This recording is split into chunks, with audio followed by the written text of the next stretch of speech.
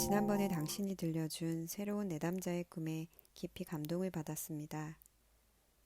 앤디는 어릴 때부터 이탈리아로 여행을 가고 싶었다고 했죠. 꼬모호수에서 유람선을 타고 밀라노에서 오페라 공연을 보는 것이 평생의 꿈이었다고요. 목수의 머리로 아내와 새 아이를 부양해야 하는 남성이 가까운 미래에 그런 여행을 할 수 있을 것 같진 않다고 당신과 나는 이야기했습니다. 앤디의 이야기를 들으니 어렸을 적 고향에 살던 한 남성이 떠올랐습니다. 그는 비록 여행을 떠날 수는 없지만 내셔널 지오그래픽을 구독하는 방법으로 전 세계를 탐험하겠다고 선언했죠. 우리 인간은 참으로 항상 무언가를 열망하는 존재입니다. 어느 시대 어느 곳에서든 우리는 더더더 많은 것을 원했습니다. 우리는 이미 세상을 떠난 사람들이나 멀리 떨어져 있는 사람들과 함께 있기를 열망했습니다. 풍작이나 안락한 집을 열망하고 더 강해지거나 더 아름다워지기를 열망했습니다. 더 가족이 많거나 더 가족이 적기를 열망하고 더 일을 많이 하거나 더 일을 적게 하기를 열망하고 삶이 더 복잡해지거나 삶이 더 단순해지기를 열망했습니다.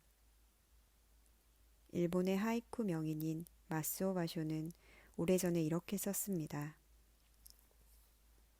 교토에 있고 뻐꾸기 소리 들려도 교토가 그립구나. 이런 현상은 오늘날의 미국인들에게 특히 들어맞습니다. 상업 광고가 우리에게 가진 것보다 더 많은 것을 원하라고 주입하기 때문이기도 하지만 가지고 싶은 것들이 더 많이 흘러넘치기 때문이기도 합니다. 우리는 DVD 플레이어, 네팔 트레킹 여행, 렉서스, NBA 등 온갖 것을 욕망합니다. 미국인들은 지난 세기에 걸쳐 더 부유해졌습니다. 하지만 삶의 질이 높아지면서 기대 또한 높아졌고 우리가 원하는 것과 가지고 있는 것 사이의 격차는 더 커졌습니다. 정신건강과 사회건강의 거의 모든 척도에서 볼 때 우리 사회는 더 가난해졌습니다. 현재 미국은 전 세계에서 인구당 우울증 발병 비율이 가장 높은 나라 중 하나입니다. 테레사 수녀가 미국을 방문했을 때 그녀는 우리가 인도보다 더 심한 가난에 시달리고 있다고 말했습니다. 영적 가난함, 즉 부적절한 것들을 원함으로써 생기는 외로움에서 온 가난함 말입니다. 저의 책 모든 곳의 한가운데를 쓰면서 저는 우리의 문화를 더 또렷하게 볼 수 있었습니다. 우리 미국인들은 지구촌 세계에 대해 무지하고 다른 사람들의 공경에 무관심할 때가 많습니다. 우리는 삼루에서 태어났으면서도 자신이 삼루타를 친 것이라고 착각합니다. 난민들에 대한 책을 쓰면서 저는 두 미국을 왔다 갔다 해야 했습니다. 하나의 미국은 사람들이 고급 커피를 마시고 스테레오 전축을 사는 곳이었고 다른 하나의 미국은 배를 고른 아이들과 금방이라도 무너질 듯한 집들이 있는 곳이었습니다. 저는 친구가 신선한 바지를 구할 수 없다며 불평하는 이야기를 들어주고는 이어서 한 학생이 울음 섞인 목소리로 우크라이나에 있는 사촌들이 생존을 위해 풀을 먹고 있다는 이야기를 들어주었습니다. 알래스카에 유람선 여행을 갔다 온 동료의 근황을 듣고 난 후 난민 가족을 방문해 그들의 친척이 가나의 난민 수용소에서 굶어 죽어가고 있다는 근황을 듣기도 했습니다. 최근에 텔레비전에서 리얼리티 프로그램을 봤습니다. 그걸 보고 구역질이 났고 분노를 참을 수가 없었습니다. 아마도 난민들이나 빈곤계층에 속한 이들과 함께하다 보니 그 프로그램의 천박함에 특히 더 예민하게 반응한 것 같습니다. 그렇지만 어쨌든 굶어 죽어가는 아이들과 절망적인 사람들로 가득 찬 이 세계에서 미국인들이 만들어진 고통을 보면서 이를 오락거리로 삼는다는 것이 정말이지 혐오스럽게 느껴졌습니다. 프로그램의 천박함과 허위의식에 넌더리가 났습니다. 만약 이 프로그램을 만든 사람과 함께 살거나 세계에서 가장 열악한 난민 수용소에서 살거나 둘 중 하나를 택해야 한다면 저는 기꺼이 난민 수용소에서 사는 것을 택하겠습니다. 최소한 고통을 겪는 일이나 음식과 쉴 곳을 찾는 일에는 정직한 어떤 면이 있습니다. 절망은 어떤 진실성을 가지고 있습니다. 대부분의 경우 20세기 초에 태어난 미국인들은 합리적인 기대를 가지고 있습니다. 이들은 대공황 시대에 성인이 되었고 이들에게 행운이란 신고 다닐 신발이 있고 저녁에 식사를 할 수 있는 걸 의미했습니다. 하지만 제2차 세계대전 이후에 태어난 미국인들 대부분은 자신이 모든 것을 가질 수 있다고 믿으라고 부추김을 당했습니다. 이는 우리를 고통에 빠질 수밖에 없게 만듭니다. 만약 행복이 전체 욕망 대 충족된 욕망의 비율이 얼마인지에 달려 있다면 무한한 욕망을 가진 사람은 평생 절대 만족할 수 없을 것입니다. 실제로 오래전에 톨스토이는 부를 한 사람이 가지지 않아도 되는 물건의 가짓수라고 정의했습니다. 연구 결과 사람들은 기본적으로 두 가지 유형이 있다고 합니다. 바로 만족자와 최대자입니다. 최대자는 항상 최고의 선택을 내리고 싶어 하는 사람들입니다. 반면 만족자는 충분히 괜찮아 라고 말합니다. 만족자는 레스토랑에서의 외식을 느긋하게 즐깁니다. 최대자는 스스로에게 묻습니다.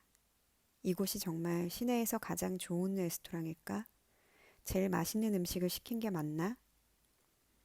인간이 겪는 고통의 대부분은 95%의 좋은 삶을 살면서도 나머지 5%를 달성하려고 할 때 생깁니다.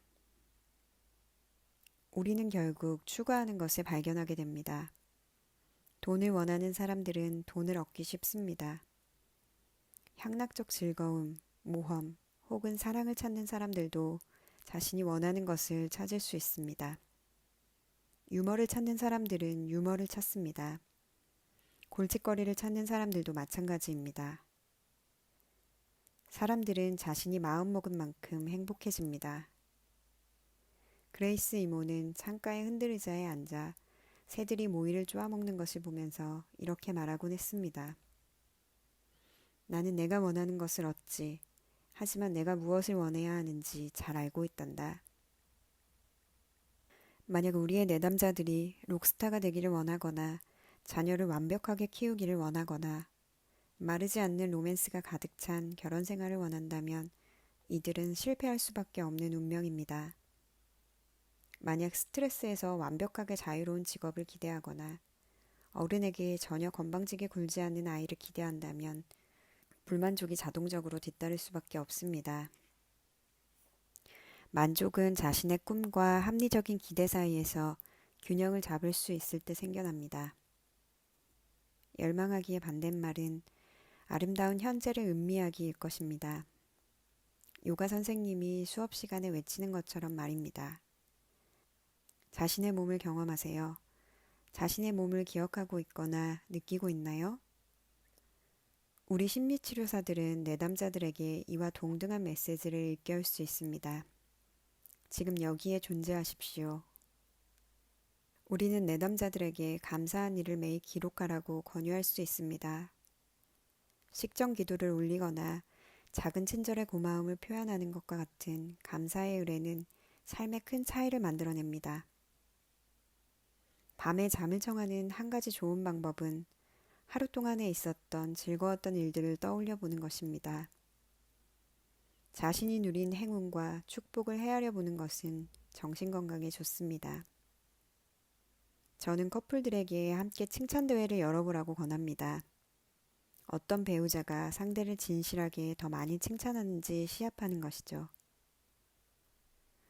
자신의 삶을 연대표로 만들어 본다면 대부분의 사람들에게는 행복한 시기와 슬픈 시기가 모두 존재할 것입니다. 특히 종착지를 향해 갈수록 어떤 시간들은 매우 힘이 듭니다. 저는 대체로 운이 좋았습니다. 어린 시절에는 활기 넘치고 마음씨가 고운 사람들로 가득한 가정에서 자랐습니다. 때로는 불운하기도 했지만 말이죠. 좋은 교육을 받았고 재미있는 직업을 가졌습니다. 또한 사랑하는 가족이 있고 모두 건강합니다. 많은 친구들을 사귀고 재미있는 모험들을 하고 조용하고 안전한 곳에 집을 장만했습니다. 하지만 다른 모든 사람들의 삶과 마찬가지로 제 삶 또한 슬픔이 늘 함께했습니다. 부모님 두 분 모두 점점 더 고통이 심해지는 병에 오랫동안 시달리신 후 돌아가셨습니다. 저의 가장 친한 친구들 중 한 명은 스스로 목숨을 끊었고 다른 한 친구는 뇌종양으로 세상을 떠났습니다. 제 일과 형제자매와 아이들에 대해 걱정을 놓을 수가 없습니다. 또한 저는 삶의 가장 큰 저주 중의 하나임에 분명한 만성불면증과 평생 싸워왔습니다. 게다가 저는 당면한 임무들에 대해 불안함을 느끼고 저 자신이 부족하다고 느낄 때가 많습니다. 그리고 대부분의 작가들이 그러하듯이 늘 외롭습니다. 또한 때때로 좌절감을 느낍니다. 제가 어떻게 삶을 망쳐버렸는지, 그리고 삶이 어떻게 저를 망쳐버렸는지에 대해 생각합니다. 그리고 그럴 때마다 스스로에게 말합니다. 너는 많은 걸 가지고 있어. 아무도 모든 걸 가질 순 없어. 로라, 현재 앤디는 이탈리아에 갈 수 있는 방법이 없습니다. 그렇지만 언젠가 이탈리아에 갈 수 있을 때가 올 것입니다. 그때까지 그의 꿈은 그에게 위안이 되어줄 것입니다. 지긋지긋한 직장에서 하루하루 버텨야 할 때나 힘든 시기를 이겨내야 할 때 꿈은 사람들이 정신력을 잃지 않도록 지켜줍니다. 앤디와 상담을 하면서 이따금씩 이탈리아에 대한 이야기를 꺼내세요. 앤디가 자신의 삶에 낙담해 있을 때 그에게 밤에 곤돌라를 타거나 스칼라 극장 근처에 있는 작은 카페에서 와인을 마시면 어떤 느낌이겠는지 물어보세요. 가을은 진정 열망의 계절입니다. 찬란하게 불타오르는 풍경에 마음을 빼앗기면서도 동시에 가을이 지나가고 있고 곧 겨울이 다가온다는 사실을 마음에서 떨칠 수가 없습니다. 우리는 시간을 멈추고 우리의 삶을 끝없는 인디안 썸머로 만들고 싶은 열망에 사로잡힙니다. 하지만 가을의 메시지는 분명합니다. 주어진 것을 받아들이라는 것, 그리고 앞으로 다가오는 시간은 더욱 독할 수도 있다는 것. 시인 에즈라 파운드가 썼듯이 말입니다.